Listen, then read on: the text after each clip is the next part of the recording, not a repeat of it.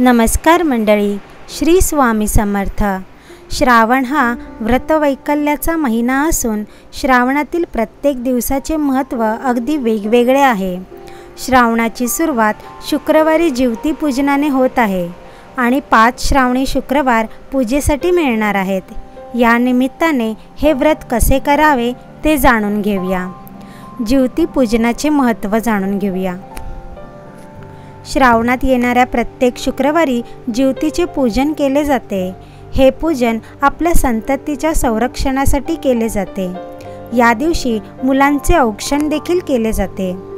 श्रावणातील प्रत्येक शुक्रवारी ज्योतीची पूजा केल्याने आपल्या संततीला आरोग्य आणि दीर्घायुष्य लाभते अशी मान्यता आहे। तसेच घरात सुख समृद्धीही नांदते। यावर्षी 5 श्रावणी शुक्रवार असल्याने ज्योतीचे व्रत करण्याची अधिकच चांगली संधी आहे। त्यामुळे या व्रताचे पालन करून ज्योती देवीची कृपा प्राप्त करून घेऊया। श्रावण महिन्याची सुरुवात शुक्रवारी ज्योती पूजनानेच होत आहे। ज्योतीच्या पूजेसह कुलदेवी आणि लक्ष्मी मातेचीही पूजा करावी असे सांगितले जाते। ज्योतीचे चित्र श्रावण महिन्याच्या सुरुवातीला लावले जाते आणि वाराप्रमाणे त्यांची पूजा केली जाते। श्रावणातील प्रत्येक शुक्रवारी ज्योतीची पूजा करावी असे सांगितले जाते। ज्योती पूजनाची विधी जाणून घेऊया। पूजेमध्ये ज्योती देवीची प्रतिमा किंवा कागदावर काढलेली ज्योतीची आकृती ठेवावी। या पूजेसाठी दुर्वा, फुले, आघाड्याची पाने लागतात। हे तिघं एकत्र करून त्यांची माळ केली जाते। ती माळ ज्योतीला घातली जाते। सोबतच 21 मण्यांचे कापसाचे वस्त्र देखील अर्पण केले जाते। त्यानंतर ज्योती देवीला गंध, अक्षता वाहाव्यात, धूप, दीप दाखवावे आणि साखरेचे किंवा चणे फुटाण्याचा नैवेद्य दाखवावा। पुरणाचे 5, 7 किंवा 9 असे दिवे करून लक्ष्मी मातेची व ज्योती देवीची आरती करावी। या दिवशी देवीची ओटी भरावी। ज्योती देवीची पूजा करताना जरे जीवंतिके देवी बालयुक्ते प्रमोदिनी रक्षावर्ते महाशक्ती पूर्णकामे नमोस्तुते हा मंत्र म्हटला जातो। ज्योतीची कथा वाचावी किंवा ऐकावी। आपल्या संतती सुखी आणि निरोगी राहावी यासाठी ज्योती देवी चरणी प्रार्थना करावी। या दिवशी सुहासिनींना हळदी कुंकू, फुले, सुपारी देऊन सत्कार करावा।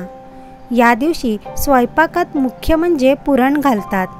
बाकी स्वयंपाकात वरण, भात, तूप, लिंबू, भाजी, पुरण, खीर, चटणी, कोशिंबीर, तळण, वाटली डाळ, आमटी इत्यादी करावी।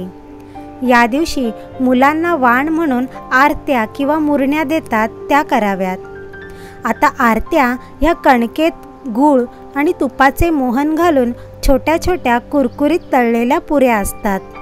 तर मुरण्या पिकलेल्या केळ्यात रवा, गूळ, खोबरे घालून छोटे छोटे तळलेले गोळे असतात।